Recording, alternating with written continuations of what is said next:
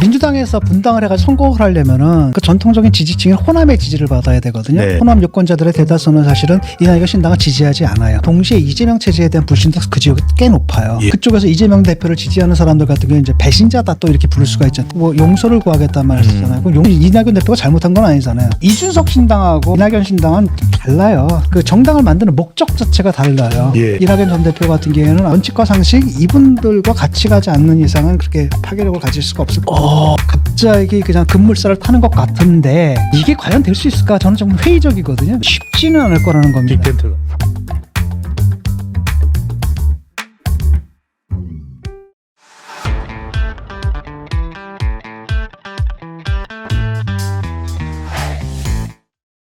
이낙연 전 대표가 이 이재명 대표가 피서까지 당한 상황인데 광주에 가서 눈물을 흘렸습니다. 눈물을 흘리는 이낙연 전 대표가 설명드리고 용서 구하겠습니다.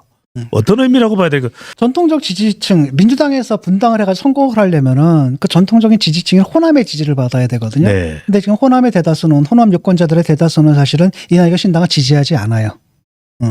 하지만 동시에 이재명 체제에 대한 불신도 그 지역이 꽤 높아요. 예. 라고 했을 때 이분이 취할 수 있는 건 그거라는 겁니다. 탈당을 하는데 그 우는 모습을 보여줌으로써 그 이해를 구하는 거죠. 네. 이해를 구하는 거고 딱 그 수밖에 없다고 봅니다. 제가 볼 때는 뭐 적절히 처신한 것 같아요. 예. 왜냐하면 뭔가가 그 매듭은 져줘야 되거든요. 왜냐하면 그쪽에서 이재명 대표를 지지하는 사람들 같은 경우는 이제 배신자다 또 이렇게 부를 수가 있잖아요. 대구에서 유승민 보고 배신자라고 한 거죠. 지금 그런 말들을 하고 있어요. 배신자라고 할 수 있기 때문에 예. 거기 가가지고 나는 배신자가 아닙니다 이러는 게 아니라 뭐 용서를 구하겠다는 말을 쓰잖아요. 그럼 용서를 구한다는 것은 잘못했을 때 하는 말인데 사실 이낙연 대표가 잘못한 건 아니잖아요. 그럼에도 불구하고 그 사람들 눈높이에 맞춰가지고 네. 당신들이 볼 땐 잘못한 일을 했다면 내가 용서를 구하겠다라고 해서 그쪽에 그 반감을 누그러뜨리는 거거든요. 그러니까 정치에서 가장 좋은 건 지지를 얻는 겁니다. 지지를 못 얻을 경우에는 뭐 하는 겁니까? 중립화시켜야 돼요. 네. 반감을 갖다가 완화시켜야 되는 겁니다. 그런 어법을 구사한 게 지금 그 광주의 눈물이라고 하죠. 예. 교수님 실무 작업을 하고 있는 이낙연 신당의 관계자들은 매우 박차를 가하면서 민주당이 우리를 비판할 일이 아니다. 민주당이 변하지 않았기 때문에 우리는 우리의 길을 간다고 이야기하는데 그러면서 일각에서는 이준석 신당은 젊은 세대 당이 만들어지는 의미가 있다. 명분도 있다. 그런데 이낙연 신당은 잘 모르겠다. 만약에 이낙연 전 대표가 진중근 교수님 앞에서 진 교수님 어떤 길을 가야 될지 조언을 부탁드립니다.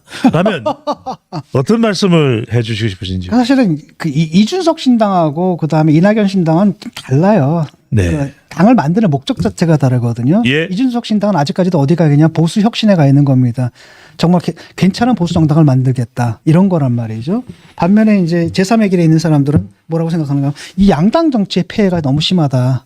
그러니까 다 양당이 지금 사당화가 돼가지고 하나는 대표의 사당화가 되고 하나는 대통령의 사당화가 돼가지고 공당으로서 기능을 상실하고 혐오 정치만 양산하는데 이런 게 종지부를 찍기 위해서는 우리 캐스팅 보트를 할 수 있는 정당이 필요하다. 이런 거라는 거죠. 예. 그래서 좀 성격이 상당히 다릅니다. 그 다음에 그 세대도 다르죠. 이쪽은 주로 20, 30, 40 그 젊은 세대고 이쪽은 좀 뭐 그 젊은 세대들도 있겠지만은 지금 그런 젊은 세대에 국한되어 있는 이런 흐름은 예. 아니거든요. 이낙연 전 대표 같은 경우에는 아마도 이제 원칙과 상식 이분들과 같이 가지 않는 이상은 그렇게 파괴력을 가질 수가 없을 거예요.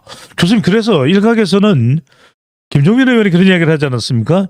이낙연 전 대표가 신당이 원칙과 상식의 문을 두드릴 수도 있는 것 아니냐. 그렇죠. 그거 가능할까요? 그러니까 주도권 싸움인데 아니 뭐 그렇게 할 수도 있다라고 아마 이낙연 전 대표가 얘기한 걸로 알고 있거든요. 예. 우리가 그쪽으로 합류하는 수도. 그러니까요. 그러니까 중요한 건 당을 만드는 거라는 말. 그럼 이미 이제 물밑에서 실무 작업들이 계속 진행 중이었거든요. 예. 그 조홍천 의원의 말이거든요. 예. 조홍천 의원이 뭐라 그랬냐면은 빅텐트의 가능성을 열어놨습니다. 왜냐하면은 파괴력이 약하다라는 거예요.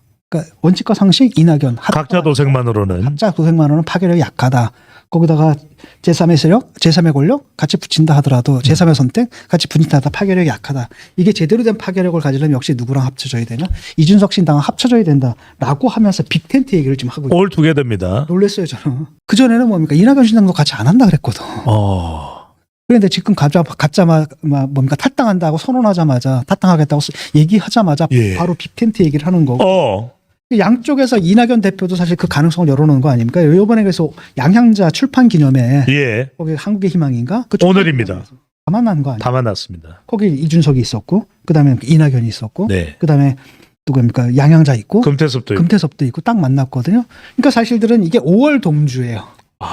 이게 우리가 지금 뭐 이거저거 가릴 때가 아니다. 우리 힘을 합쳐야 된다라고 하는 거고 그 부분에 대해서 각자 그 열어놓고 있어요. 입장들을 다 열어놓고 있거든요. 금태섭도 사실 이낙연 신당뿐 아니라 또 그러니까 이준석 신당에 대해서 문을 열어놓고 있다라고 얘기를 했고, 예. 근데 이준석도 마찬가지 양쪽에 다 문을 열어놓고 있다라고 얘기를 했단 말이죠.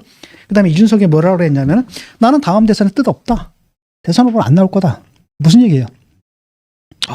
이낙연 전 총리에 대한 메시지네요. 그렇죠. 대선 후보 당신이 해라. 이런 거라는 거예요. 형님 먼저. 그렇죠. 그래서 사실 갑자기 빅텐트론이 갑자기 그냥 급물살을 타는 것 같은데 이게 과연 될 수 있을까? 저는 좀 회의적이거든요. 네. 이게 쉽지는 않을 거라는 겁니다. 빅텐트가. 왜냐하면 아까도 얘기했듯이 이 당의 성격이 달라요. 이준석은 여차하면은 국힘이 이번에 총선에 패배하면 갈 수도 있다. 점령군으로 가겠다. 이 얘기거든요. 근데 이분들 같은 경우 국힘 갈 사람들은 아니라는 거죠. 그러니까 흐름을 좀 나눠보자면은 그 이낙연 전 대표, 그 다음에 또 한편으로 누가 있습니까? 그 원칙과 상식, 금태섭 이쪽은 뭐입니까? 제3의 제3의 길, 예. 제3의 길로 제3정당론에 가까워요. 반면에 양향자는 오히려 이준석하고 더 친화력이 더 강하거든요. 예. 그러니까 민주당적인 성격이 좀 약한 분이에요. 선당에서 일했던 분이고, 그 다음에 그 배경도 그렇잖아요. 반도체입니다. 반도체이죠, 배경이고. 그렇기 때문에 오히려 이준석과 같은 이제 공학도 이쪽하고 또 멘탈리티가 잘 맞을 수가 있거든요. 예. 이 두 흐름으로 돼 있는데 이쪽은 특히 이준석 같은 경우에는 나는 혁신 보수를 만들겠다라고 얘기를 하기 때문에 그 정당을 만드는 목적 자체가 달라요. 예. 그러니까 이준석은 영원히 제3당 할 생각은 없는 겁니다. 나는 제1당이지. 이 생각을 하고 있는 거거든요. 그다음에 또 다른 한편은 그러다 보면 이제 주도권 싸움이 벌어지는데 현재로선 주도권을 헤게몬을 잡고 있는 건 누굽니까? 이준석 신당이거든요. 나머지 흡수하겠다 이런 생각이고, 그다음 거기서 이제 이준석의 또 개인적 스타일이 있잖아요. 같이 일하기 참 껄끄러운 그런 부분들이 있거든요. 예. 그래서 이 둘이 합쳐지는 게 이렇게 쉽지는 않고요. 그러니까 이념이 너무 다르고 이념도 달라요. 이쪽은 그래도 민주당 계열이거든요. 약간 진보에 가까운 이념들을 갖고 있고, 그다음에 이준석 같은 경우는 사실은 상당히 어떻게 보면 그렇게 극단적으로 나타나지는 않지만 살짝 그 뭐랄까 DEI라 그러죠. 뭐냐면 diversity 다양성, 예. 뭡니까 equality 공정, 그다음 세 번째가 이제 inclusion 이렇게 얘기를 하더라고요. 예. 미국에서 주로 하는 얘기인데 이게 미국 우파들이 미국이 좌파를 공격하는 그 코드거든요. 그걸 다양성이란 건 결국 뭐냐면 소수민족 그다음에 인종 해가지고 쿼터제로 뽑는 거거든요. 하버드 예. 같은 경우에도 소수 인종들 우대하잖아요. 어퍼머티브 액션이 있죠. 그렇죠. 이런 것들을 하면 안 된다는 거예요. 그다음에 이제 그 평등에 대한 그렇죠. 잘 사는 애랑 못 사는 집 애랑 같이 경쟁하게 만드는 게 공정은 아니다. 이게 이퀄티거든요. 그것도 잘못됐다는 건 똑같이 왜 저한테 뭡니까 어드밴티지를 주느냐. 부잣집에서 태어난 게 죄야. 이렇게 얘기를 한단 말이죠.